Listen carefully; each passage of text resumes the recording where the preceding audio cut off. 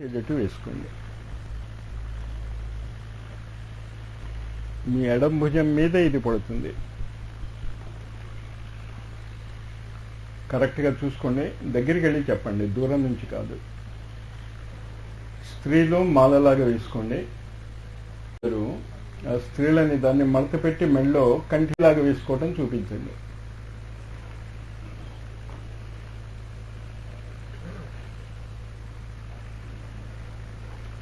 దగ్గరికి వెళ్ళి చెప్పండి తప్ప దూరం నుంచి కాదు.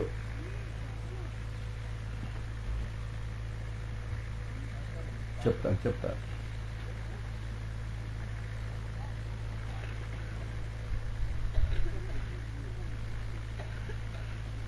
ఒకళ్ళు స్త్రీల వైపు ఒకళ్ళు పురుషుల వైపు ఓ ప్లేట్ లాంటిది కానీ ఒక కాగితం లాంటిది కానీ తీసుకోండి. కార్యకర్తలు తీసుకోవాలి. మీరు వాళ్ళ తీసేసిన యజ్ఞోపవీతాన్ని కలెక్ట్ చేసుకోవాలి. యజ్ఞోపవీతం పాత్ర తీసేయండి. తీసి మీ ఎడం చేతిలో పెట్టుకోండి. స్త్రీలు కుడి చేతిలో పెట్టుకోండి. పురుషులు ఎడం చేతిలో, స్త్రీలు కుడి చేతిలో. అరచేతిలోకి ఇమిడిపోవాలి. అది క్లోజ్డ్. బొటకన వేలు ముందు మూసి తర్వాత 4 వేలు బొటకన వేలు మీద పడాలి. మీరు వెళ్ళి కలెక్ట్ చేసేసుకోండి.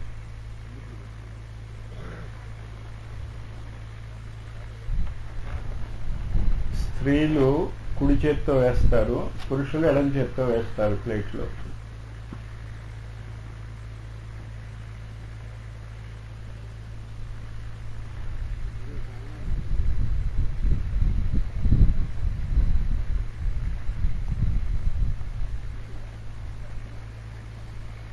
స్త్రీలది ఎవరైనా కలెక్ట్ చేస్తున్నారా?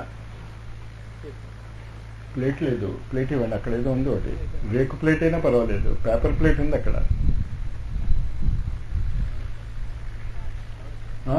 ప్లాస్టిక్ బ్యాగ్లో కూడా వేసుకోవచ్చు. ఓకే చందా చేస్తుంది, తీసుకోండి.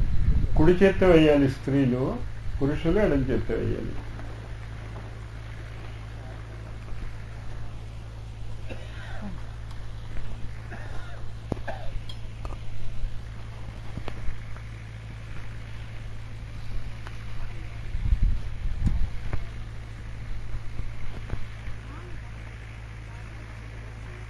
కలెక్ట్ చేసేసింది. ఇక్కడ పెట్టండి. నాకు కనిపించేటట్టు ఇక్కడ పెట్టండి.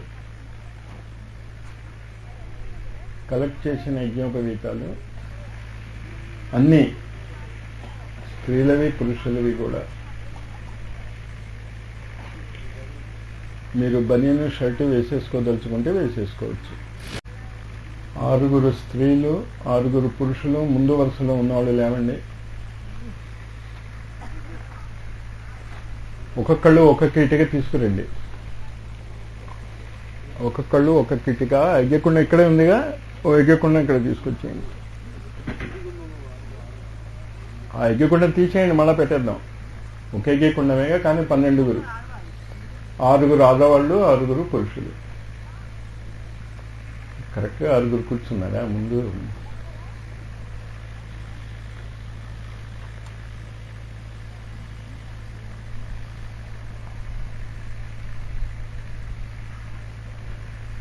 కళ్ళు మూసుకుని గాయత్రి చేసుకోండి. 12 ఇటుకలు ఒక కళ్ళు తీసుకురండి.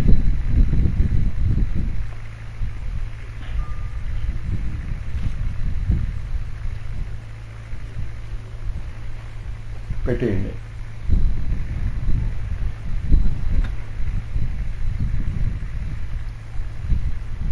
ఇవ్వకుండా పెట్టేయండి.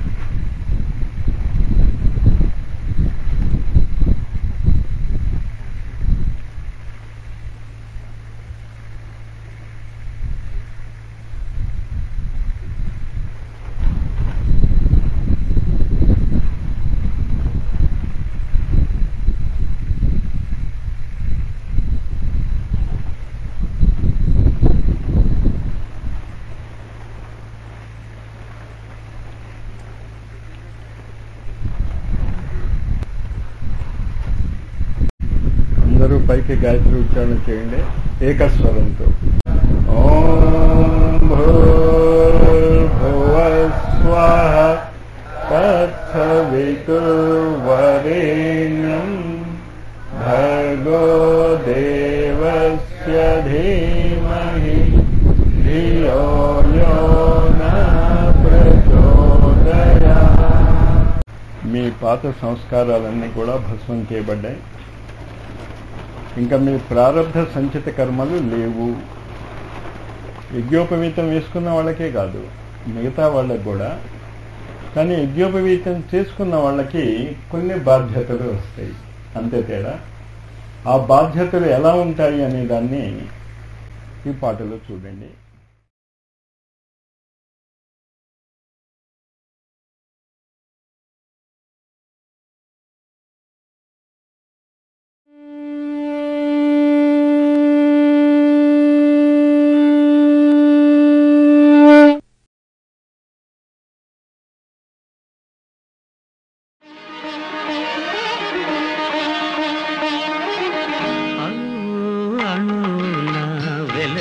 దేవా కను వెలుగై మాము నడిపించరావా, అణు అణున వెలసిన దేవా.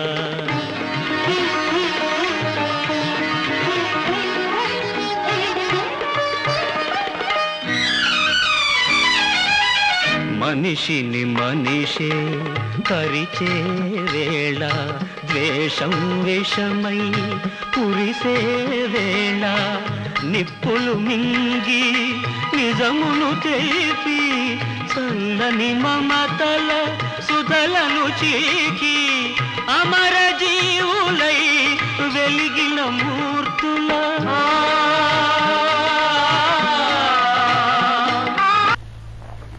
అమర జీవులై ఆ మూర్తుల్ని జాగ్రత్తగా గుర్తు చేసుకుని ఆ అమర జీవిత్వం కోసం మనం ప్రయత్నం చేస్తున్నాం. వాళ్ళు ఎలా అమర జీవులు అయ్యారు అన్నది ఆ బొమ్మల్లోనే మీకు తెలుస్తుంది కనుక వేరువేరుగా చూపించక్కర్లేదు. మళ్ళీ పాట కొంచెం బ్యాక్ చేసి ఆ అమర జీవుల్ని గుర్తించండి.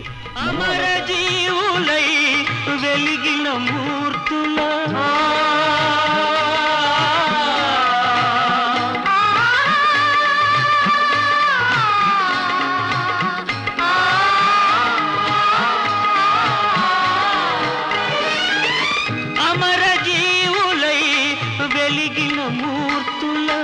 అమృత గుణం మాకందించరావా,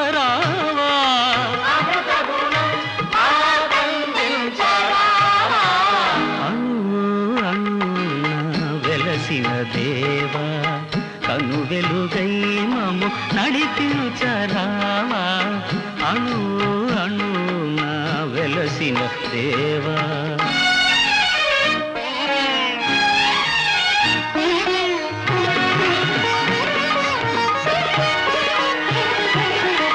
జాతికి గ్రహణం పట్టిన వేళ, మాతృభూమి మొరపెట్టిన వేళ, స్వరాజ్య సమరం సాగించి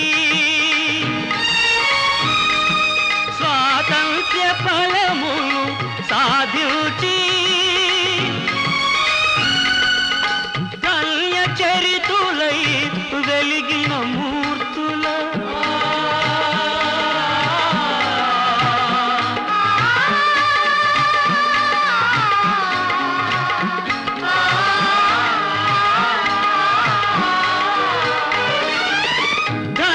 చరితులై వెలిగిన మూర్తుల త్యాగ నిరతి మాకందించరావా,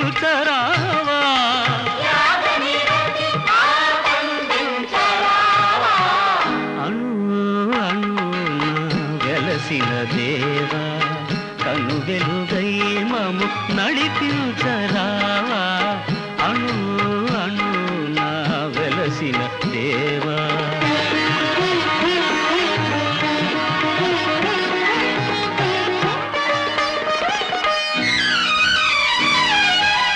వ్యాధులు బాధలు ముసిరే వేళ, మృత్యువు కోరలు సాచే వేళ, గుండెకు బదులుగా గుండెను పొదిగి కొన ఊపిరులకు ఊపిరులూది జీవనదాతలై వెలిగిన మూర్తుల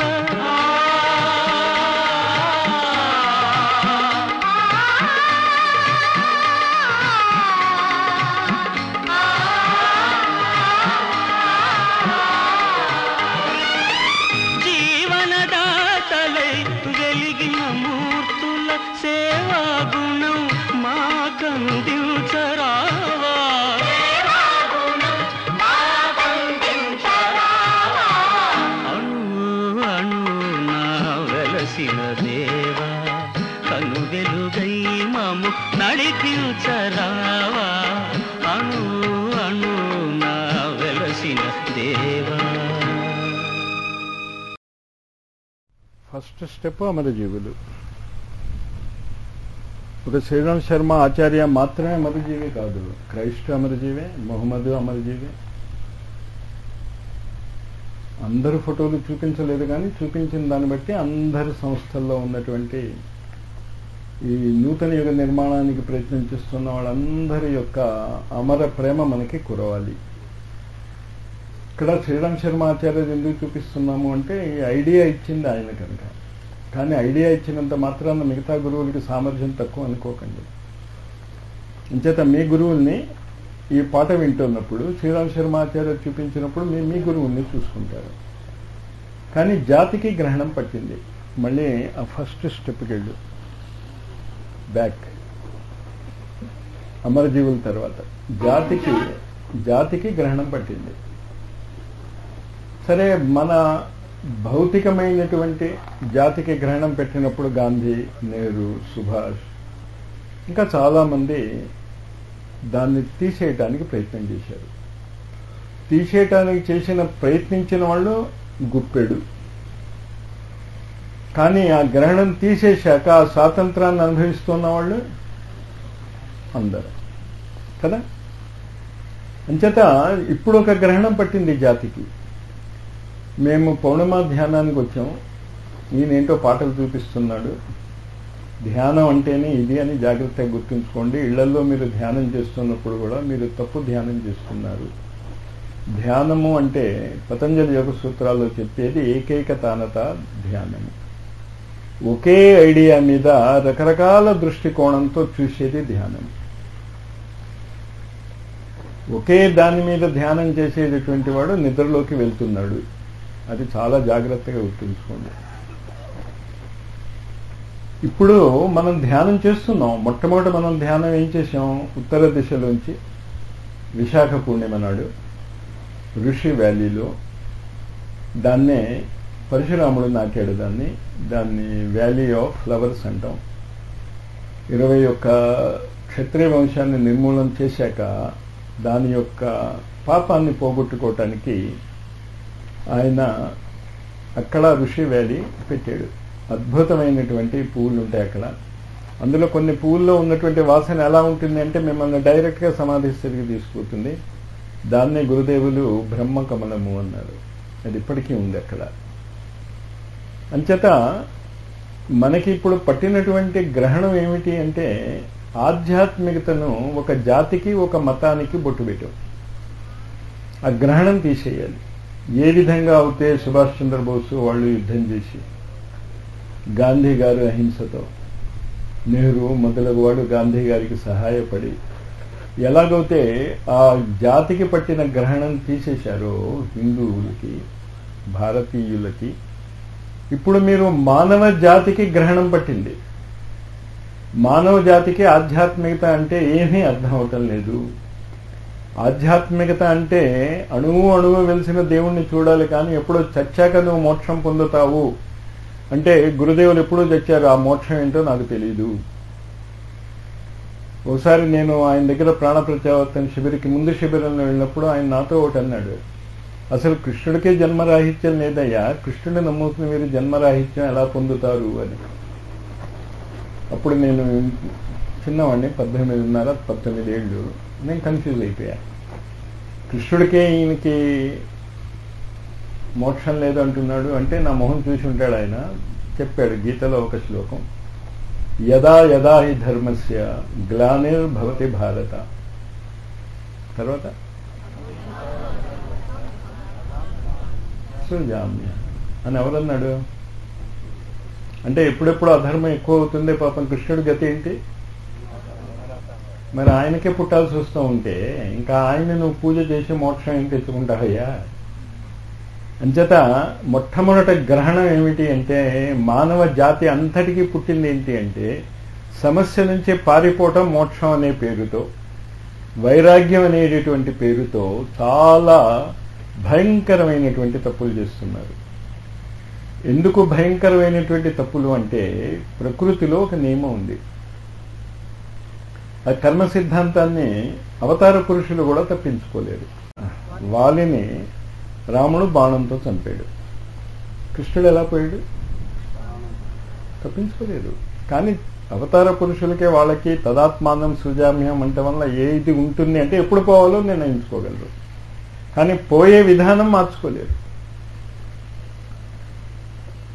భీష్ముడంతటి చాలా గొప్ప భక్తుడు. అది కూడా ఎందుకు అలా చచ్చిపోవాల్సి వచ్చిందో కొంతమందికి తెలీదు. చిన్నప్పుడు ఈగల్లాగుంటే ట్రాన్స్పరెంట్ తూనీగల్ని పీకేవాడు, వాటి రెక్కల్ని. అదో ఆట చిన్నప్పుడు. భీష్ముడు దాన్ని తప్పించుకోలేడు. చాలా జాగ్రత్తగా గుర్తుంచుకోండి, ఏ పని చేసినా దాని రియాక్షన్ గ్యారంటీగా ఉంటుంది. You can't escape it. ఒకే ఒక మార్గం ఉంది ఎస్కేప్ చేసుకోవటానికి, సేవ చేయగలిగితే.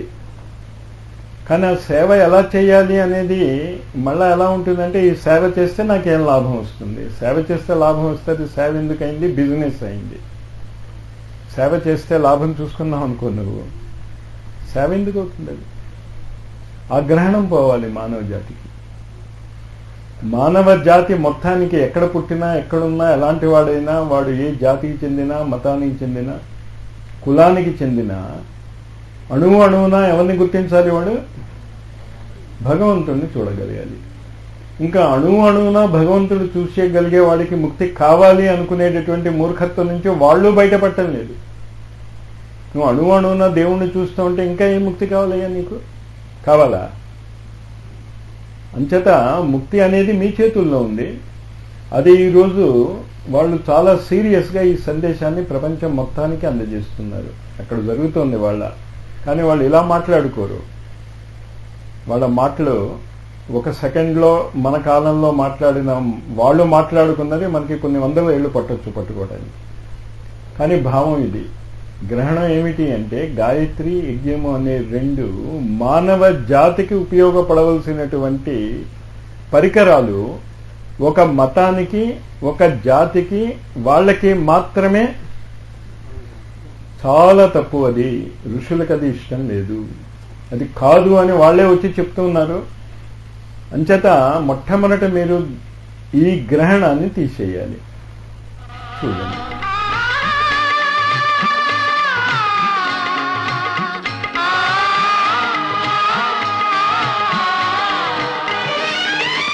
అమర జీవులై వెలిగిన మూర్తుల అమృత గుణం మాకందించరావా.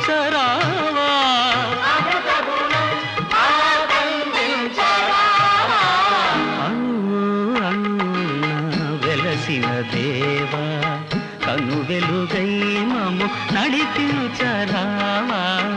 అణు అణున వెలసిన దేవా.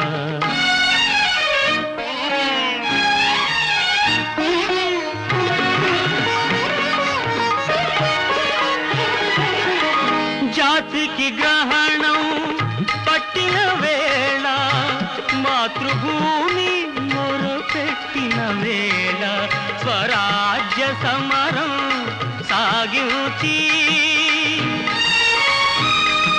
స్వాతంత్ర్య ఫలమును సాధించి ధన్య చరితులై వెలిగిన మూర్తుల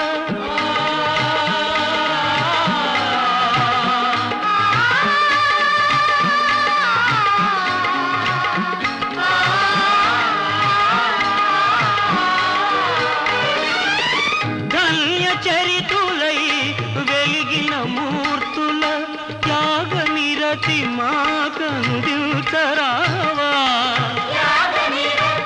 మొదటిదేంటి? అమరత్వం. రెండవది త్యాగ నిరతి.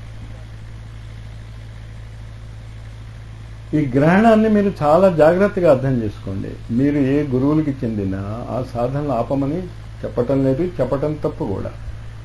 దానికి ఇది కలుపుకోండి. ఈ గాయత్రి యజ్ఞము అనేది గ్యాస్ స్టవ్ వంట గిన్నెలాగా. గ్యాస్ స్టవ్ వంట గిన్నెలు ఉంటే మీరు మీ ఇష్టం, వెజిటేరియన్ వండుతారో, నాన్ వెజిటేరియన్ వండుతారో, హ్యూమనిటేరియన్ అని ఏదైనా ఉంటే నరమాంస భక్షకులు అది వండుకుంటారు, మీ ఇష్టం అది. కానీ అవి రెండు కావాలి. మంట కావాలి, పాత్ర కావాలి. అలాగే గాయత్రి యజ్ఞము అనేది ఈ అమరత్వాన్ని, త్యాగాన్ని ఇంకా వస్తుంది సిరీస్. పొందటానికి పరికరాలు అవి. ఆ పరికరాలని మీరు కొంతమందికి మాత్రమే ఇచ్చేస్తే ఏమవుతుంది? ఇలా సర్వనాశనం అయింది భారతదేశం. అనంతమైనటువంటి సంపదతో భారతదేశం అనుకుని కాలు పెట్టిన దేశము. కొలంబస్ అమెరికాని ఏమనుకుని కాలు పెట్టాడో తెలుసా మీకు? భారతదేశం అనుకుని కాలు పెట్టాడు. అది సంపత్తుతో అనుకుంటేనే అంత సంపద వస్తే అసలు భారతదేశం కోసమే వస్తున్నాడు. అంటే ఎంత సంపద ఉందని ఆశతో వచ్చారు. అనేక మంది మన దేశం మీదకి వచ్చిన వాళ్ళందరూ సంపదల కోసమే వచ్చారు. అంత సంపద ఉండేది. ఇప్పుడు అంత సంపద ఉన్నది.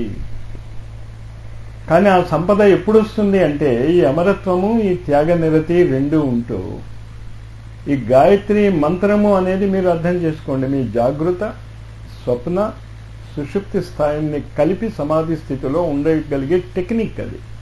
ఆ టెక్నిక్ దేనికైనా ఉపయోగించుకోవచ్చు. ఏ మంత్రానికైనా ఉపయోగించుకోవచ్చు, ఏ లక్ష్యానికైనా ఉపయోగించుకోవచ్చు. భగవంతుడి లక్ష్యానికే కాదు, సైంటిస్టులు దాన్ని ఉపయోగించుకుంటున్నారు.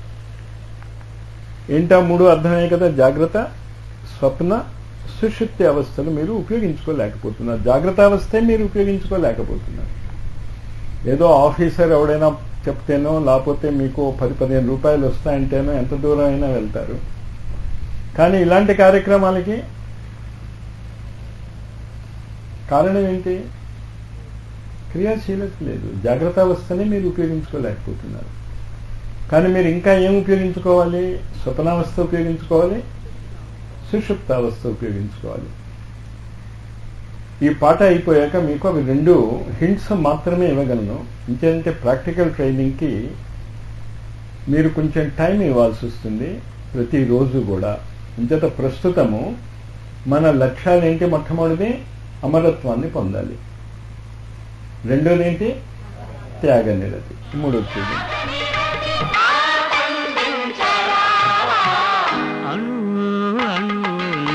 వెలసిన దేవా కను వెలుగై మము నడిపించరావా.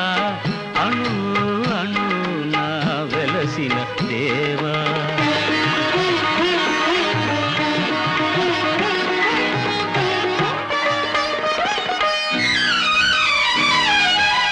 వ్యాధులు బాధలు ముసిరే వేళ, మృత్యువు కోరలు సాచే వేళ, గుండెకు బదులుగా గుండెను పొదిగి కొన ఊపిరులకు ఊపిరులూది, జీవనదాతలై వెలిగిన మూర్తుల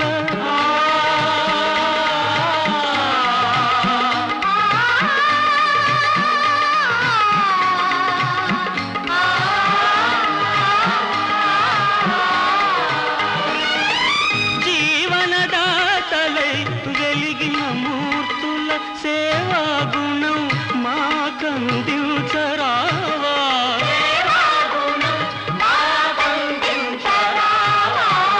అణు అణు నా వెలసిన దేవా కను వెలుగై మము నడిపించరావా. అణు అణు నా వెలసిన దేవా.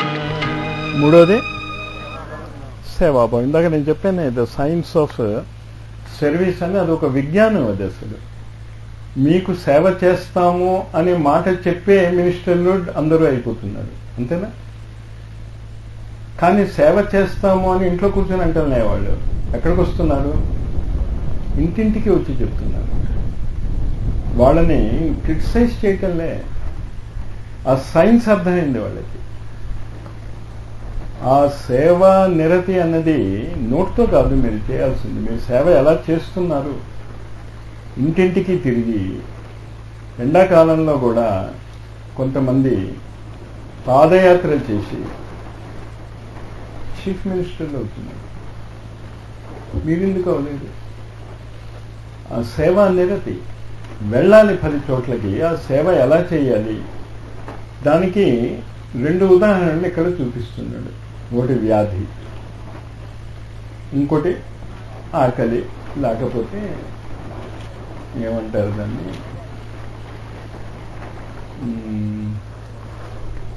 ఆకలి అంటే అర్థమైంది కదా, తినాలని లేదు అన్నదే ఆకలి కాదు. చదవాలని లేకపోతున్నాం, వినాలని లేకపోతున్నాం. ఇవంతా ఆ ఇంద్రియాలకు సంబంధించినటువంటి వ్యాధులు, ఆ కళ్ళు. క్లియర్గానే అర్థమైంది అందరికీ? అర్థం కాని వాళ్ళు చేతులు ఎత్తండి. అర్థమైంది కదా? అంచేత అమరత్వము, త్యాగము, సేవ, వీటిని నిష్ఠ, శ్రద్ధ, ప్రజ్ఞ అని కూడా అంటాం. ఎందుకు సేవ అంటే ప్రజ్ఞ? సేవ చేయాలి, కానీ నీకు సేవ చేయటం ఎలాగో రాదు. ఉదాహరణకి ఒక యాక్సిడెంట్ అయింది, పేషెంట్ పడి ఉన్నాడు. ఎక్కడికి తీసుకెళ్తాం అతన్ని? మనం ఎందుకు సేవ చేయలేము? ప్రజ్ఞ లేదు. ప్రజ్ఞ అంటే అర్థమైందా? దానికి ఎలా చేయాలి ఆ క్షణంలో. అంచేత ఆ సేవ యొక్క బేసిస్ ఏంటి? ప్రజ్ఞ.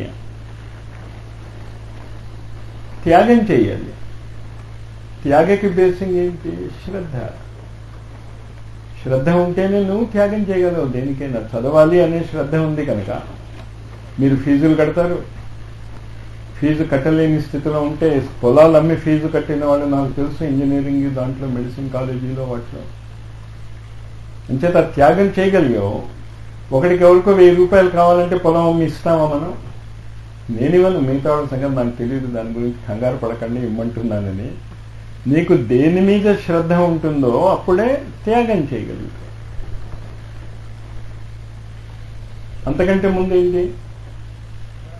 సేవ, అమరత్వం. అమరత్వం అనేది దేని వల్ల వస్తుందంటే నిష్ఠ వల్ల వస్తుంది. అందుకే సిద్ధి సాయిని ఏమంటాం? నైష్టిక అంటే నిష్ఠను పాటించేవాడు. అంచేత అమరత్వానికి నిష్ఠ కారణం, త్యాగానికి శ్రద్ధ కారణం, సేవకి ప్రజ్ఞ కారణం. నీకు తెలియాలి, డయాబెటిక్ పేషెంట్ ఉన్నాడు, కోమాలో ఉన్నాడు, దాహం అన్నాడు, ఎండలో వచ్చాడు. నీ సేవ ఏం చేస్తావు? పంచదార నీళ్ళు కలిపి వాడికి పోసావు అనుకో, అసలు కోమాలో వెళ్ళినవాడు ఎక్కడ తప్పు జరిగింది? సేవ చేయటానికి ప్రజ్ఞ ఉండాలి. అంచేత ఈ పరమ పూజ్య గురుదేవుల వైజ్ఞానికత మీరు అక్కడ అర్థం చేసుకోండి. ఈ మాటలు మీకు చాలా ఈజీయే. అమరత్వము, త్యాగము, సేవ, అది ఆధారం కాదు. వాటికి ఆధారం మీకు నిష్ఠ, శ్రద్ధ, ప్రజ్ఞ. అర్థమైంది కదా? ఓ పంచే ఏ మాలిక్ తెరే బందే హం పెట్టు, హిందీలో పాట అది. కానీ ఈ క్షణంలో వాళ్ళు దాని గురించే మాట్లాడుకుంటున్నారు. ఈ పాట ప్రచారంలోకి రావటం లేదు అని.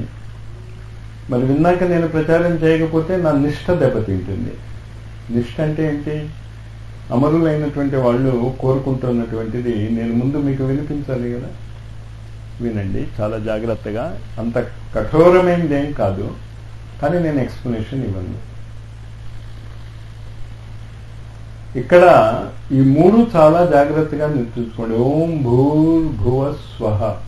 భూర్ అంటే జాగ్రత్త అవస్థ. భౌతిక తలంలో ఏముండాలి? నిష్ఠ ఉండాలి. 10 నిష్ఠగా చేస్తేనే కదా సఫలమవుతుంది ఏ పని చేసినా. అంచేత జాగ్రత్త అవస్థలో నిష్ఠ కలిగి ఉండాలి మీకు. స్వప్నావస్థలో శ్రద్ధ కలిగి ఉండాలి. చాలా స్వప్నాలను మీరు అనాలిసిస్ చేయగలిగితే, ఈ దిశలో ఋషుల యొక్క ఆదేశాన్ని సుప్రీంకోర్టు పట్టుకుంది. ర్యాగింగ్ అది జరుగుతుంది కనుక ఒక సైకాలజిస్ట్, పేపర్లో న్యూస్ చదివారా ఇది మీరు? ఓ సైకాలజిస్ట్ ఉండాలి అక్కడ, వాళ్ళకి దారి చూపించాలి అని. కానీ అన్ఫార్చునేట్లీ సైకాలజిస్ట్కి ఈ సైకిక్ నాలెడ్జ్ తెలియదు. వాళ్ళకి తెలిసిన మానసిక విధానాలు ఖచ్చితంగా సైంటిఫిక్గా ఉన్నాయి. అంచేత the divine Indian youth association బాధ్యత ఇక్కడ వస్తుంది. పిల్లల యొక్క కళలను కనుక మనం అనాలిసిస్ చేయగలిగితే వాళ్ళ శ్రద్ధ ఎటు ఉందో అర్థమవుతుంది. అందుకే అథర్వవేదంలో ఒక మంత్రం ఉంది. ఏ రాజ్యంలో అయితే కళలను విశ్లేషించి చెప్పలేనివాడు ఉండడో, అంటే ఏ రాజ్యంలో కళలను విశ్లేషణ చేసి నీకు డైరెక్షన్ ఇవ్వలేని వాళ్ళు ఎవరైనా అలాంటి రాజ్యం ఉంటే లేరు అక్కడ ఎవరు అంటే ఆ రాజ్యాన్ని వదిలేయండి. అంత ఇంపార్టెన్స్ రాజ్యాన్ని వదిలేయమన్నారు వాళ్ళు. ఎందుకంటే కళలలోనే ఉంది మ్యాజిక్ అంతా. మ్యాజిక్ ఏముంది అక్కడ? త్యాగం దేనికి చేస్తావు అని. మనం డబ్బు కోసం ఎంత త్యాగాలైనా చేస్తాం కదా. డౌట్ ఉందా అందులో మీకేమైనా? ఒకరోజు ఉపవాసం ఉంటే మీకు 100 రూపాయలు ఇస్తామంటే మీరు ఉపవాసం ఉంటారో ఉండరో నాకు తెలియదు, కానీ నేను ఉంటా. ఎలాగో వెయిట్ రిడక్షన్ అవ్వాలి, 100 రూపాయలు వస్తుంది అంటే శ్రద్ధ నాకు వెయిట్ రిడక్షన్ మీద ఉందా, 100 రూపాయల మీద ఉందా? అంచేతే ఇంతమంది వెయిట్ రిడక్షన్ ఇన్స్టిట్యూషన్స్ ఉన్నా వెయిట్ ఎందుకు అవ్వదు అంటే వాళ్ళకేమో డబ్బు మీద శ్రద్ధ ఉంది, మీకేమో వెయిట్ రిడక్షన్ మీద శ్రద్ధ లేదు. శ్రద్ధ అంటే ఏమని చెప్పాను నేను? శ్రద్ధ అంటే ఇప్పుడు చెప్పాను కదా ఒక అర్థం, త్యాగం. అంటే మీకు వెయిట్ రిడక్షన్ త్యాగం చేయాలని లేదు. వెయిట్ రిడక్షన్ త్యాగం చేయాలి అంటే చాలా కపాలభాతి ప్రాణాయామంతో ఓంకార సాధనతో 4 నెలలలో 10 కేజీలు తగ్గవచ్చు. చేసి చూడండి. మీరు ఏదైనా తినండి, గడ్డి, మీరు ఏం తిన్నా ఏం పర్వాలే, కానీ ఇది గంట చేయాలి మీరు ప్రాణాయామం, ఓంకార ప్రాణాయామం. గంట సేపు ఓంకార ప్రాణాయామం చేయాలా? జిమ్నాషియంకి వెళ్ళి 2 గంటల పాటు మాత్రం. అంటే దేని మీద మీకు శ్రద్ధ లేదు? వెయిట్ రిడక్షన్ మీద శ్రద్ధ లేదు. కానీ ఆ కంపెనీ వాడికి శ్రద్ధ ఉంది. ఎవడైతే ఆ ఒబెసిటీ క్లినిక్ పెట్టాడో వాడికి శ్రద్ధ దేని మీద ఉంది? డబ్బు వదులుకోడు వాడు కదా. త్యాగము శ్రద్ధకి లింక్ అర్థమవుతుంది కదా. అది మీ కళలలో రిఫ్లెక్ట్ అవుతుంది. కళలని రాసుకోవటం నేర్చుకోండి. ఏ అవతారమూర్తి చరిత్ర చదివినా వాళ్ళు పుట్టబోయే ముందు వాళ్ళకి తల్లికి వచ్చిన కళల గురించి మీరు అందరూ చదివి ఉంటారు. ఎవరైనా ఓ అవతారమూర్తి గురించి చదివి, ఓ మహాపురుషుడు గురించి మీరు చదువుతూ వాడి తల్లికి కలిగిన కళలు చదవలేదు అన్న సంఘటన ఎక్కడైనా ఉందా మీకు? అర్థమైందా నేను చెప్పిందంటే? పుట్టబోయే బిడ్డ ఎక్కడ తెలుస్తున్నాడు? అప్పుడే కళల్లోనే తెలిసిపోతుంది అసలు ఏం జరగబోతుందో. మరి మీ కళల్లో శ్రద్ధ లేదు. భావన అర్థమవుతుంది కదా. నిష్ఠ, శ్రద్ధ అనేది ఏ జగత్తే? స్వప్నాల జగత్. దీని తర్వాత నిద్రా స్థితి ఉంది. సైన్స్ గురించి మీరు చాలా చాలా చాలా చాలా చదువుతాం మనం. ఎన్ని లక్షల పుస్తకాలు సైన్స్ మీద ఉన్నాయో నాకే తెలియదు. సైన్స్ మీద పుస్తకాలు ఎన్ని ఉన్నాయి ప్రపంచంలో? లక్షల్లోనే ఉంటాయా, కోట్లలో కూడా ఉండొచ్చు. అవంతా ప్రింట్ చేయటానికి ఎన్ని కోట్లు ఖర్చు పెట్టారు? చాలా జాగ్రత్తగా వినండి నేను ఏం చెప్తున్నాను. నిద్ర అంటే నిద్రనే కాదు, అజ్ఞానం కూడా నిద్రే. జ్ఞానం లేకపోవటం. నిద్ర అని ఎందుకంటామంటే ఆ క్షణంలో నీకు ఏ జ్ఞానము లేదు. నీ శరీరం ఉందని తెలియదు, నువ్వు ఎక్కడ పడుకున్నావో తెలియదు, చుట్టుపక్కల ఏమవుతుందో తెలియదు, అంతా అజ్ఞానమే. అజ్ఞానం దేంతో పోతుంది? ప్రజ్ఞతో పోతుంది. నిద్రాస్థితికి ప్రజ్ఞకి లింక్ అర్థమవుతుందా ఇప్పుడు? కానీ సైన్స్ గురించి సైన్స్ లెక్చరర్గా, సైన్స్ ప్రొఫెసర్గా చాలా మందిని, ఇంజనీర్లు, డాక్టర్ని, నేను నా చదువుతో కెమిస్ట్రీ అది చెప్పి చేయించిన దానిగా సైన్స్ గురించి ఒక రహస్యం చెప్తాను. సైన్స్ సృష్టికి ఏమీ తెలియదు. ఎందుకంటే నేను ఏదైనా ఒక పుస్తకం తీస్తే మొదట డాల్టన్ ఇలా అన్నాడు, తర్వాత తప్పని సైంటిస్ట్ పేర్లు మనకి ఎక్కర్లే, ఇంకోడండి వాడన్నది ఇంకో సైంటిస్ట్ తప్ప. దాని తర్వాత అర్థమైందో చెప్తాను నేను. ఇప్పుడు 1803లో డాల్టన్ చెప్పింది, 1809లో నీల్స్ బోర్ కాదన్నాడు, 1905 ఆ ప్రాంతాల్లో ఐన్స్టీన్ అది తప్పన్నాడు. ఇప్పుడు సైంటిస్టులు ఏమంటున్నారు? ఐన్స్టీన్ చెప్పింది కూడా కరెక్ట్గా కాదు, యూనిఫైడ్ ఫీల్డ్ థియరీ కాదు, మనకు ఆ సైన్స్ గురించి ఎక్కర్లేదు. కానీ నేను చెప్పిన భావం అర్థమైందో? సైన్స్లో ఏమవుతుంది? ఒక తప్పు నుంచి ఒక సత్యానికి వెళ్తున్నారు, ఇంకో తప్పుకి వెళ్తున్నారు వాళ్ళు. పుస్తకాలు బట్టి మీరే చెప్పండి. ఒక తప్పు నుంచి ఇంకో తప్పుకి వెళ్తున్నారు. ఇంకేంటి? ఇంకో సైంటిస్ట్ వచ్చాడు అంటే అర్థం ఏంటి? దాని ముందు చెప్పిన సైంటిస్ట్ తప్పు చెప్పాడని అంటేనే కదా వాడు సైంటిస్ట్ అవుతాడు. అంటే మొత్తం సైన్స్ పుస్తకాల్లో సత్యాలు ఏం లేవు. ఏమున్నాయి అక్కడ? అజ్ఞానము ఉన్నది. ఇక్కడికే కావాలి. అది ఈయన గొప్పతనం. జీవన్ దేవత సాధనతో ఈ నిష్ఠ, శ్రద్ధ, ప్రజ్ఞలతో మీరు సమాధి స్థితికి వెళ్తారు. సమాధి స్థితిలో భూత భవిష్య వర్తమాన కాలాలు 3 అర్థమైపోతాయి. 3 ఆ క్షణంలో అర్థమైపోతాయి ప్రతి ఒక్కళ్ళకి కూడా. ఆ స్థితిలో ఉండటం నేర్చుకోవాలి. అంచేత ఆ స్థితిలో ఉండటానికి నేర్చుకోవటానికి ఈ పాట మీకు చాలా ఉదాహరణగా నిలుస్తుంది. ఆ పాటని వినండి. గొంతు కలపగలిగేవాళ్ళు పాటని నొక్కేయకుండా గొంతు కూడా కలపవచ్చు. चंपा, अब तुम भगवान से वो प्रार्थना करो जो बाबूजी किया करते थे।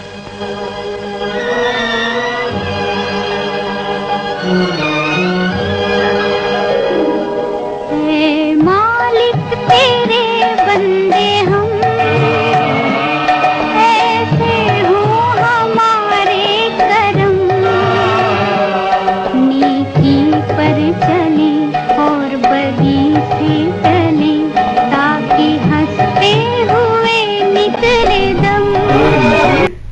तेरे बंदे ఏం చేయాలనుకుంటున్నాడు వాడు?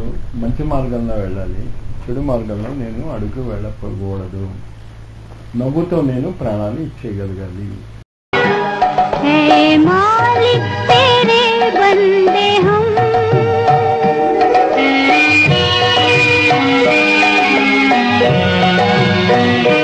बड़ा कमजोर है आदमी,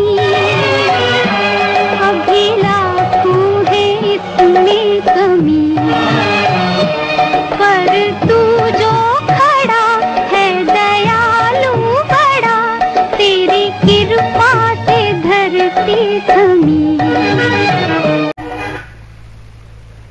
కానీ మనిషిలో లక్షలాది తప్పులున్నాయి, లోట్లున్నాయి. కానీ నీ దయ ఏంటది అంటే, మాలాంటి వాళ్ళు ఇంతమంది తప్పుల పనులు చేస్తున్న వాళ్ళు ఉన్నప్పటికీ కూడా పృథ్వీ ఇంకా ఆకాశంలోనే ఉంది అంటే అది నీ యొక్క దయే. दिया तूने हमें जब जन्म, तू ही झेलेगा हम सबके गम, नीति पर चले और बदी से टले, ताकि हंसते हुए निकले दम। है मालिक तेरे बंदे हम। కానీ ఈ జన్మ ఇచ్చింది ఎవరు? మన చేతిలో ఉందా? మన చేతిలో లేదు. కృష్ణుడి చేతికి మాత్రం ఆ ఫ్రీడమ్ ఉంది. యదా యదా హి ధర్మస్య గ్లానిర్భవతి భారత అభ్యుత్థానం అధర్మస్య తదాత్మానం సృజామ్యం. తనని పుట్టించుకోగలడు. ఆ శక్తి ఉంది. మోక్షం లేదు, కానీ అలాంటి పరిస్థితి వచ్చినప్పుడు పుట్టాలా వద్దా, ఎలా పుట్టాలి, ఎవరికి పుట్టాలి అనేది ఆయన నిర్ణయించుకుంటాడు. ఈ పాటలో ఏం చెప్తున్నాడు? మాకింత బలహీనతలు ఉన్నాయి, మేము ఇన్ని తప్పులు పని చేస్తున్నా పృథ్వీని కాపాడుతున్నావు, నువ్వు పృథ్వీని కాపాడుతున్నావు అన్నది మన పురాణాల్లో కూడా ఉందిగా. ఎప్పుడైనా ఈ గందరగోళం అయ్యేసరికి గోరూపంలో ఆవిడ వెళ్ళిపోతుంది. అక్కడికి వెళ్ళిపోయి రక్షించు అంటే తదాత్మానం సృజామ్యమని వచ్చేస్తాడు. కానీ మేము ఇన్ని జన్మలు ఎత్తుతున్నాం, మేము మాలో ఇంత బలహీనతలు ఉన్నాయి, కానీ మాకున్న నమ్మకం ఏంటి అంటే నువ్వు ఖచ్చితంగా మాకు మార్గదర్శనం చేస్తావు.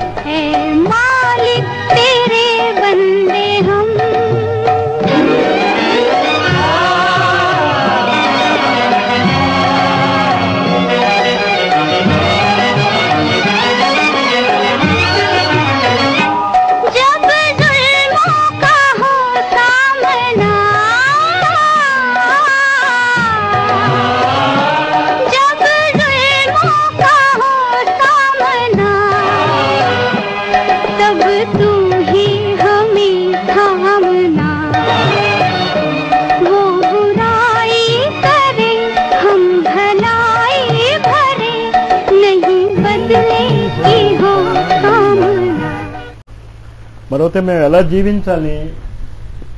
వాళ్ళు మా మీద కష్టాలు ఇస్తున్నారు, మేము వాటిని భరించగలగాలి. వాటి మీద ప్రతీకారం తీర్చుకోవాలి అనేటటువంటి కోరిక నాకు రాకూడదు. చాలా ముఖ్యమైనటువంటి లక్షణం, ప్రహ్లాదుడి లక్షణం అది. ఈ లైన్ను అక్షరాలా జీవించినటువంటి వాడు ప్రహ్లాదుడు. అతని అవతారంలోనే మనం ఉన్నాం ఇక్కడ మంత్రాలయం. హిరణ్యకశిపుడు లాంటి మహా తపస్వి, మహాశక్తివంతుడైన బలవంతుడైనటువంటి రాక్షసుడు తండ్రి. వీడికి ఎన్నేళ్ళు? 4 ఏళ్ళు 5 ఏళ్ళు చిన్నవాడు. తండ్రి ఏం చేయటానికి ప్రయత్నించాడు? చంపటానికి ప్రయత్నించాడు. కానీ ప్రతీకారము అనేటటువంటిది లేదు ప్రహ్లాదుల్లో. ఎప్పుడైతే మీలో ప్రతీకారం అనేటటువంటి భావన ఉండదో ఏ కష్టము మిమ్మల్ని ఏమీ చెయ్యదు అనేది ప్రహ్లాదుడి యొక్క ఉదాహరణ మీకు అర్థమవ్వాలి. స్వయముగా వాడి అత్త యజ్ఞమండపంలో కూర్చుంది, ఒక కవర్ వేసుకుని, హోలిక అని. ఆవిడికి ఆ బట్ట కప్పుకుంటే అగ్నిదేవుడి దగ్గర నుంచి అగ్ని ఆవిడని ఏమీ చేయదు. ప్రహ్లాదుడిని నిప్పులో కాల్చేద్దామని అది వేసి కూర్చుంది. కానీ అగ్నిదేవుడు కూడా ఏమీ చేయలేకపోయాడు ప్రహ్లాదుడిని. తను వరం ఇచ్చినటువంటి బట్ట కప్పుకున్నటువంటి హోలికాదేవిని ఆయన కాల్చేయాల్సి వచ్చింది. కారణం ఏమిటో చాలా జాగ్రత్తగా అర్థం చేసుకోండి. ఎవరైనా ఏ కష్టాలు ఇచ్చినా ఇమ్మీడియట్గా మన రియాక్షన్ ఏంటంటే వాడి వల్ల వచ్చింది, లేకపోతే దాని వల్ల వచ్చింది. ఏమీ లేకపోతే గురువు గారు నిలబడతాడు, నీ వల్ల వచ్చింది, మేము ఇన్ని పూజలు చేస్తున్నాం, అది చేస్తున్నాం, ఇందువల్ల వచ్చింది అంటే ఈ కష్టాలన్నీ నీ వల్ల వచ్చింది. ఆ థాట్స్ రాకూడదు. నహి బదిలేకి హో కామన, నేను ప్రతీకారం తీర్చుకుంటాను అని కాదు, అంతే, అది అలా జరుగుతుంది. ప్రహ్లాదుడు ఏం చేశాడు? ఆ మానసిక స్థితిని సమాధి స్థితి అంటాం. ఆ మానసిక స్థితి రావాలి. అర్థమవుతుంది కదా? बढ़ उठे प्यार का हर कदम और मिटे बैर का ये भरम, नीति पर चले और बदी से चले ताकि हंसते हुए निकले दम, है मालिक तेरे बंदे हम. వైరము అనేది ఉండకూడదు. మన భారతీయ చరిత్ర, మన సంస్కృతి అదే. మనం ఎప్పుడు కూడా భారతీయులు ఎక్కడైనా ఇంకో దేశం మీద అటాక్ చేశారని ఎప్పుడైనా విన్నారా? మీరు చరిత్రలో ఎప్పుడైనా చదివారా? అప్పుడు చదవలేదు, ఇప్పుడు చదవలేదు. కానీ ఎవడైనా మీదకి వస్తే తన్ని తాను కాపాడుకుంటాడు. యుద్ధం చేయటానికి వెళ్ళినా చాలా మంది శక్తివంతుల్ని పంపించి నాతో యుద్ధం చేయకు, నువ్వు నాశనం అయిపోతావు. హనుమంతుడు ఎందుకు వెళ్ళాడు? బతిమాలుకోవటానికి వెళ్ళా. మేము యుద్ధం చేస్తాము, చేస్తే నువ్వు ఉండవయ్యా బాబు, చస్తావురా అని అన్నిసార్లు చెప్పినా వినకపోతే ఇంకో గత్యంతరం ఉండదు. అంత అయ్యాక, అంతకంటే ముందు కాదు, మామూలు దూతలు కాదు వెళ్ళవలసింది. చూచి రమ్మంటే అలాంటి వాడు వెళ్ళాడు. అలాంటి వాడు కూడా నేను యుద్ధం చెయ్యం, చూచి రమ్మంటే కాల్చి వచ్చేవాడికి ఆ మాట చెప్పాల్సిన అవసరం ఉంది. కానీ వైరము అనేటటువంటి భ్రమ నాకు లేకుండా అందరినీ మేము ప్రేమతో చూడగలుగుతాము అనేటటువంటి శక్తి, ఏ మాలి, ఏ దేవుడా మాకు శక్తి నువ్వు. బందే అంటే నేను నీ యొక్క శిష్యుణ్ణి.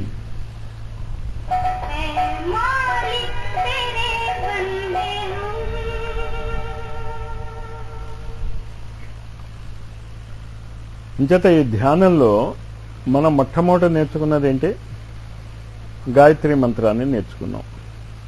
ఆ గాయత్రి మంత్రము మన శరీరం మీద 24 చోట్ల ప్రభావం చూపిస్తుంది. దాన్ని గాయత్రి అక్షర న్యాసము అంటాం.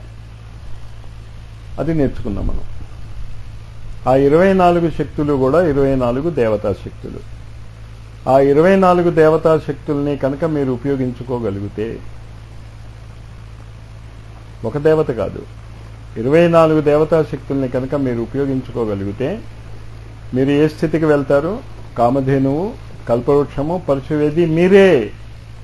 మళ్ళా మీ దగ్గరకు ఒక కల్పవృక్షం వచ్చి ఆ చెట్టు మీ చేతిలో ఉంటేనే మీ కోరికలు తీరుతాయనేం లేదు. మీరే పరశువేదిగా మారుతారు.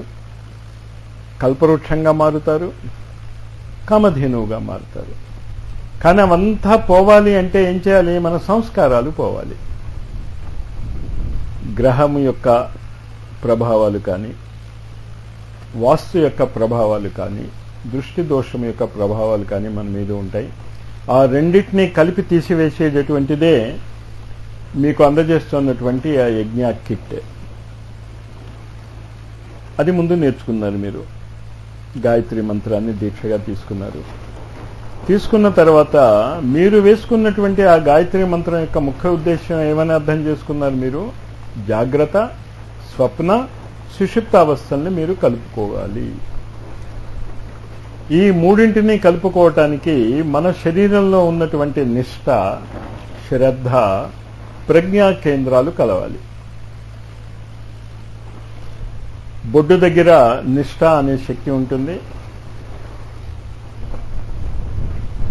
హృదయం దగ్గర శ్రద్ధ అనేటటువంటి శక్తి ఉంటుంది, శిరస్సులో ప్రజ్ఞ అనేటటువంటి శక్తి ఉంటుంది. అంచేత మీరు నిరంతరము ఈ క్షణం నుంచి కూడా మీరు ఈ సాధన మొదలెట్టేయండి. ఏం చేయక్కర్లే, మీరు అది జరుగుతూ ఉండేటట్టు చూసుకోండి. బంగారు రంగు సూర్యకిరణాలు మీ నాభిలోకి, హృదయంలోకి, శిరస్సులోకి ప్రవేశిస్తున్నాయి. ఈ మైక్ పనిచేస్తున్నా, ఈ లైట్ పనిచేస్తున్నా, ఏది పనిచేస్తున్నా, ఆఖరికి అతను కెమెరా పనిచేస్తున్నా కూడా దేనివల్ల పనిచేస్తుంది? ఎలక్ట్రిసిటీ ప్రవహిస్తుంది. ఇక్కడ ఒకలాగా ప్రవహిస్తుంది, అందువల్ల సౌండ్గా వస్తుంది. ఇక్కడ కాంతి ఇచ్చేటట్టు ప్రసరిస్తుంది, అక్కడ మన వాయిస్, మన రూపాల్ని పట్టుకోగలుగుతుంది. అంతా ఎలక్ట్రిసిటీ చేస్తుంది. అలాగే మన మొత్తము జీవితము కూడా సూర్యుడి మీద ఆధారపడి ఉన్నది. ఆ సూర్యుడి మీద నుంచి మీరు నిరంతరము కూడా ప్లగ్ పెట్టేస్తే వైర్లలో కరెంట్ మీరు చూసుకుంటూ ఉంటారా? మధ్య మధ్యన కరెంట్ వస్తుందా లేదా అని. అది అలా వస్తూనే ఉంటుంది. ఆ నిరంతరమైనటువంటి శక్తిధారకి మీరు శరీరం అయిపోతే, దీనికి రకరకాలైనటువంటి పేర్లు, రకరకాలైనటువంటి సాధనలు చెప్పారు. కానీ ఈసారి వైశాఖ వ్యాలీలో వాళ్ళు డైరెక్ట్గా చెప్పారు, ఎవరు ఏమి చెప్పినా కూడా ఈ సమాధి స్థితికి వెళ్ళటానికి ఇదే ఏకైక మార్గము. బంగారు రంగు కిరణాలు మీ నాభిలోంచి, హృదయంలోంచి, శిరస్సులోంచి. కొంచెం మీకు ఆ కుండల్ని యాంగిల్ పేర్లు గుర్తుంటే, నాభి చక్రము నుంచి, హృదయ చక్రము నుంచి, మస్తిష్క చక్రము నుంచి లోపలికి వెళ్తుంది. 3 కన్నాల్లాగా ఉన్నాయి, సూక్ష్మమైనటువంటి కన్నాలు. అంటే ఇప్పుడు మీరు భావించుకోవచ్చు, భావించుకుంటూ నా మాటలు వినొచ్చు. దాన్ని ఆపాల్సిన అవసరం లేదు కదా. శ్వాస పీల్చుకుంటూనే నా మాట వింటున్నారా? పీల్చుకోవడం ఆపేసి వింటున్నారా? సీరియస్గా వినాలి మీరు అంటే పీల్చుకోవడం ఆపేసి వింటారా? అది జరుగుతూనే ఉంటుంది, నిరంతరం జరుగుతూ ఉంటుంది. మీరు బతికి ఉన్నంత వరకు, అవునా కాదా? మీరు కష్టాల్లో ఉన్నా, సుఖాల్లో ఉన్నా, వ్యాధుల్లో ఉన్నా, పొలిటీషియన్ అయినా, సైంటిస్ట్ అయినా, ఎవరైనా శ్వాస నిరంతరం ఎలా ఉంటుందో, ఈ బంగారు రంగు సూర్యకిరణాలు ఈ 3 నుంచి మనలోకి వెళ్తున్నాయి. నన్ను చాలా మంది అడుగుతున్నారు ఎటువైపు నుంచి వెళ్తున్నాయి అని. అది నీకెందుకు? సూర్యుడు చూసుకుంటాడు. ఇక్కడ చక్రం ఉందా అండి, వీపు మీద చక్రం ఉందా అండి, లేకపోతే ఈ పక్కన ఉందని ఒక పుస్తకంలో చదివానండి అంటే నేను చూసుకున్నా ఏమైనా చక్రం ఉందా అని. ఇక్కడ చక్రం బొమ్మ ఉందనుకోండి, అవి ఎక్కడుంటాయో మీకు ఎందుకు?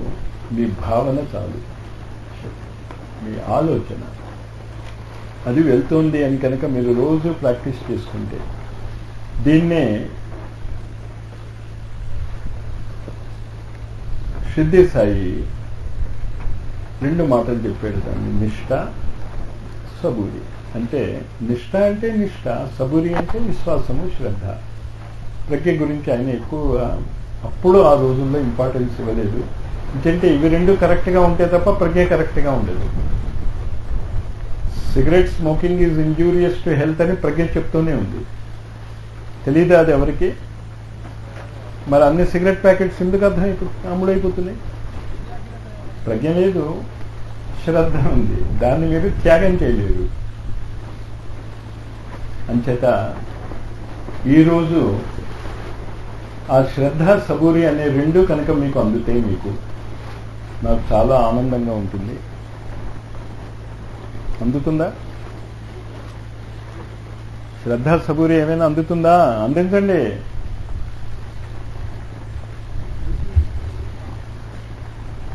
అంచేత ఈ రెండు ఇవాళ మీకు డైరెక్ట్గా వెళ్ళిపోతున్నాయి.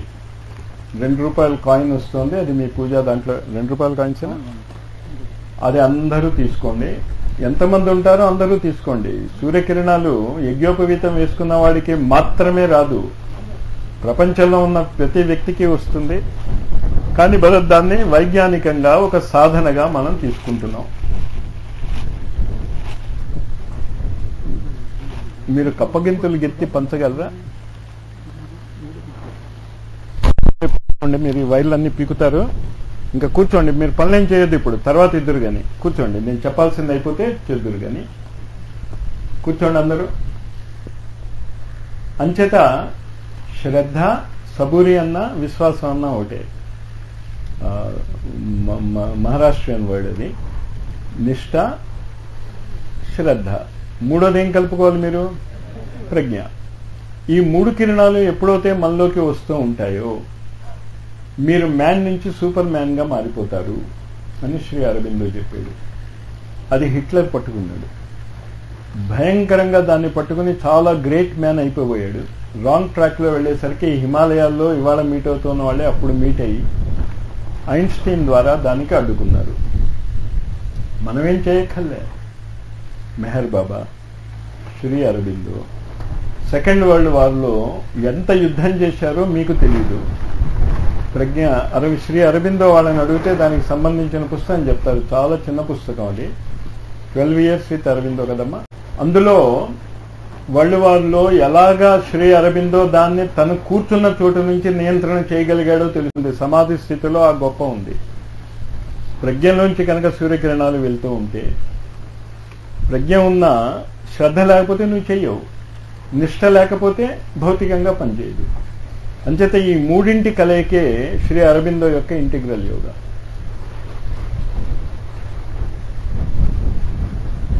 తాంత్రికుడైనటువంటి ఒక మహాయోగి ఆనందమయి మా యొక్క శిష్యుడు.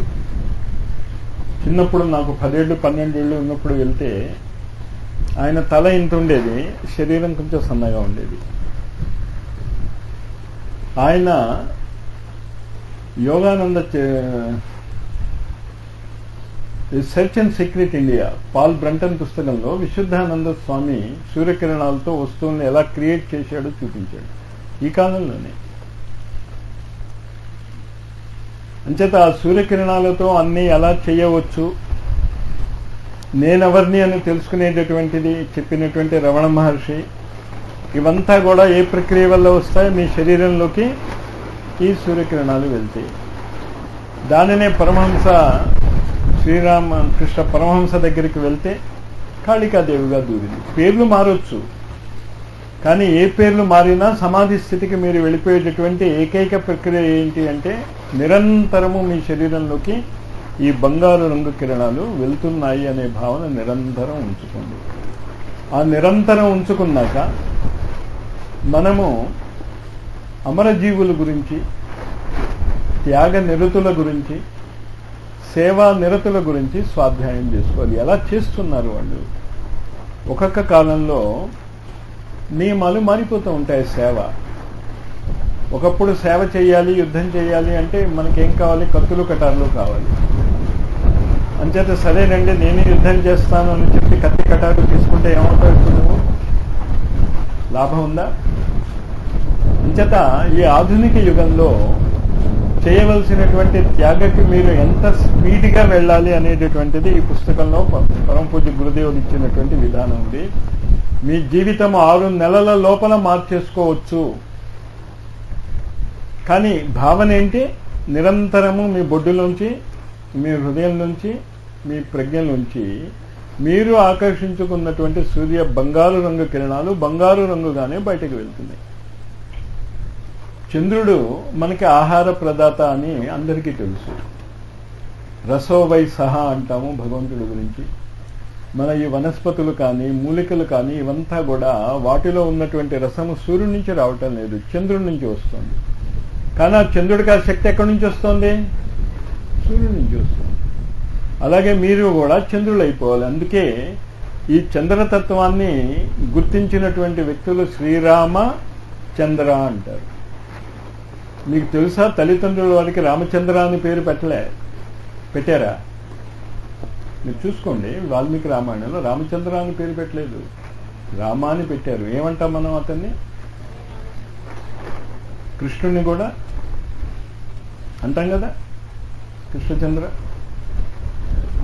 మీరు కూడా ఆ సూర్యకిరణాలు మీలో తీసుకుని చంద్రుడులాగా అమరత్వాన్ని, అమృతత్వాన్ని మీరు పంచాలి అనే సాధనకి ఒక మంత్రం ఉంది. ఆ మంత్రం ఇవాళ ఇప్పుడు మీరు తీసుకోండి. దాంతో ఈ ధ్యానము ఆపుతాను. ఓం సవిత శ్రీరామచంద్ర. సవిత నుంచి వస్తున్నటువంటి ఆ కిరణాలు శ్రీరాముడి ప్రజ్ఞ, శ్రీరామ శర్మ ఆచార్య ప్రజ్ఞతో మనలోకి వెళ్తుంది. ఇక్కడ మేము ఇంకో పేరు అంటామండి, మా ఇష్టదైవం కాదండి, కుదరదు. కుదరదు. ఐన్స్టీన్స్ లా అంటే ఐన్స్టీన్స్ లా చెప్పాలి మీరు. సవిత శ్రీరామ చంద్ర. ఎవడు చంద్రుడు? మీరు. ఎలా చంద్రుడయ్యాడు? సూర్యుడు యొక్క కిరణాలు లాక్కున్నారు. ఎవరు ఈ విధానం చెప్పారు? శ్రీరామ శర్మ చెప్పాడు. ఓం సవిత శ్రీరామచంద్ర అని రోజు నిద్ర లేవగానే ఓ 3 సార్లు అనుకుని అది గుర్తు చేసుకోండి. మర్చిపో, 3 సార్లు కంటే ఎక్కువతో మీరు పడుకుని లేచారు. ఓం సవిత శ్రీరామ చంద్ర. భావం అర్థమైంది కదా? సూర్యుడు యొక్క కిరణాలు 3 ప్లేసులకి వెళ్తున్నాయి. ఈ అనుగ్రహం మాకు శ్రీరాముడు అంటే మన గురువు ఇచ్చారు. దానివల్ల నేను అమృతత్వం ఇచ్చేటటువంటి చంద్రుడిగా మారుతున్నాను. ఓం సవిత శ్రీరామ చంద్ర అంటే భావం అర్థమైంది కదా? ఓం సవిత శ్రీరామ అన్నప్పుడు కిరణాలు లోపలికి వెళ్తున్నాయి. చంద్ర అన్నప్పుడు ఆ కిరణాలు చల్లని శీతలమైనటువంటి స్వర్గీయ వాతావరణాన్ని, ప్రపంచాన్ని జరుగుతుంది. అందులో చంద్రుడు ఏమైనా ఇక్కడికి వచ్చే ఏదైనా తవ్వటం అది చేస్తున్నాడా? ఎక్కడున్నాడో అక్కడే ఉంటాడు. అలాగే మీరు ఎక్కడికి వెళ్ళిపోకలే, మీరు చేస్తున్న పనులు అవి మామూలుగా చేసుకోండి. కానీ ఏ భావంతో చేసుకోవాలి? వైరము లేకుండా, క్రోధము లేకుండా ప్రహ్లాదుడిని గుర్తు చేసుకోండి. వీలైతే ఈ పాటలు పాడుకోవచ్చు. మీరు కళ్ళు మూసుకోండి, మీరు చంద్రులుగా మారిపోండి. ఒక్క నిమిషం అంతే. నేను మంత్రం చెప్తాను, మీరు భావం అనుకోండి. ఓం మీరు అనొద్దు, భావన. నాభి, హృదయము, శిరస్సు లోంచి సూర్యకిరణాలు వెళ్తున్నాయి. శ్రీరామ అంటే శరీరం అంతా వ్యాపిస్తున్న గురువు అనుగ్రహంతో. చంద్ర ఆ అమృతత్వాన్ని నేను పంచుతున్నాను. రెండోసారి మీరు అనొద్దు, మంత్రం భావం చేసుకోండి. ఓం సవిత శ్రీరామ చంద్ర. ఓం అనొద్దు, మీరు భావం చేసుకోండి. ఓం సవిత శ్రీరామ చంద్ర. లేచిపోండి. దాని తర్వాత రాత్రి పడుకునే ముందు కూడా ఇది 3 సార్లు చేసుకుని పడుకోండి. అంతే, అంతకంటే ఎక్కువ సాధన ఏం చేయక్కర్లేదు. తర్వాత ఏంటి? ఇది గుర్తుంటే చాలు మీకు. కానీ గుర్తు కూడా ఉండక్కర్లే. మీకు అలవాటు అయిపోతే మీరు ఊపిరి పీల్చుకున్నారని మీకు గుర్తుంటుందా? కానీ కొంచెం అలవాటు పడాలి దీనికి. అంచేత కొన్నాళ్ళు కనుక ఇది చేసుకుంటే మీకే తెలుస్తుంది, మీ సమాజంలో, మీ కుటుంబంలో, మీ చుట్టుపక్కల ఉన్నటువంటి వాతావరణంలో అమృతత్వం ఎలా వస్తుందో తెలుస్తుంది. దీని గురించి స్వాధ్యాయం చేసుకోవాలి. మీరు పుస్తకాల్లో మీకు ఇమ్మీడియట్గా దొరకదు. కానీ ఇలా మీరు ప్రదక్షిణకి వెళ్తే సవితా ధ్యానము 1, 2 అని ఉంది. మీరు కనుక దాన్ని జాగ్రత్తగా కనుక దాన్ని చదువుకుని నోట్ చేసేసుకుంటే ఈ ధ్యానం ఎలా చేయాలో తెలుస్తుంది. అంచేత ఏకాగ్రతతో మళ్ళీ ఆ 2 పాటలు విని క్లోజ్ చేసేద్దాం. పాటలు వింటాం అంతే, ఇందాక ఎక్స్ప్లెయిన్ చేసినవి. మొదటిదేంటి? అణువు అణువున వెలసిన దేవ. ఆ సూర్యకిరణాలే మన అణువులో వెలుస్తున్నాయి. దాని తర్వాత ఏ మాలిక్ తేరే బందేను. ఆ 2 పాటలు పెట్టింది. ఏకాగ్రతతో ఆ భావము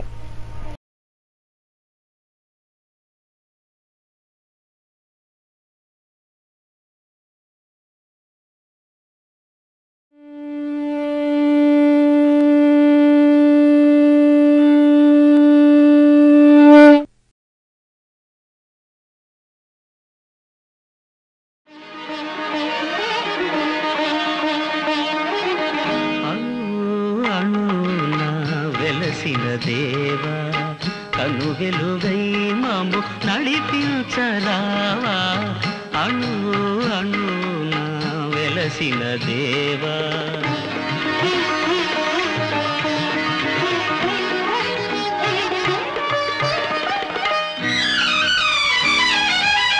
మనిషిని మనిషే కరిచే వేళ ద్వేషం విషమై కురిసే వేళ నిప్పులు మింగి నిజమును తెలిపి చల్లని మమతల సుధలను చీకి అమర జీవులై వెలిగిన మూర్తుల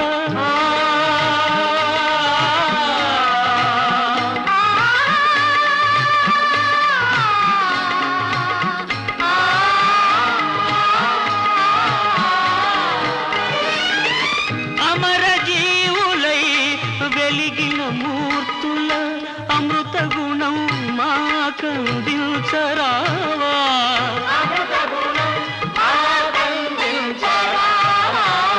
అణు అణున వెలసిన దేవా కను వెలుగై మము నడిపించరావా అణు అణున వెలసిన దేవా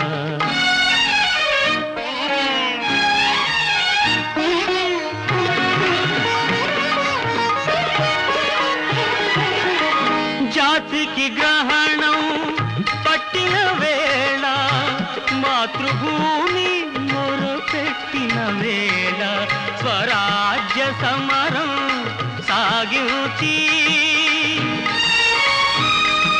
స్వాతంత్ర్య ఫలమును సాధించి ధన్య చరితులై వెలిగిన మూర్తుల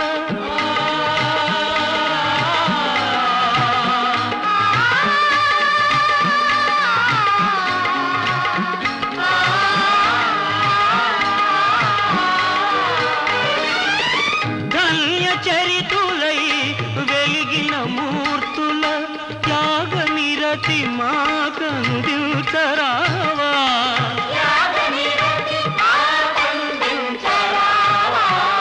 అణు అణున వెలసిన దేవా కను వెలుగై మము నడిపించరావా అణు అణున వెలసిన దేవా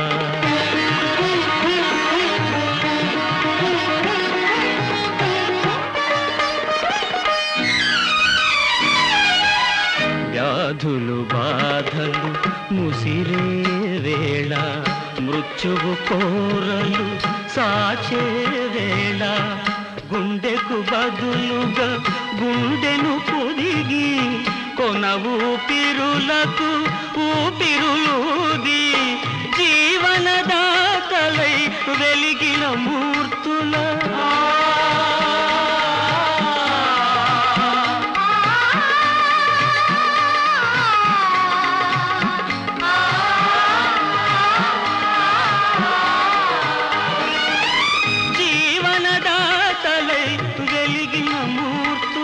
సేవా గుణం మాకందించరావా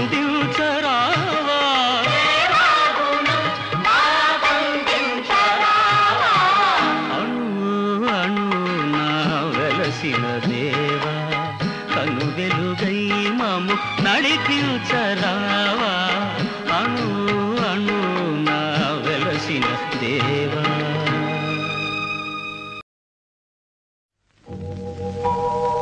चंपा अब तुम भगवान से वो प्रार्थना करो जो बाबूजी किया करते थे।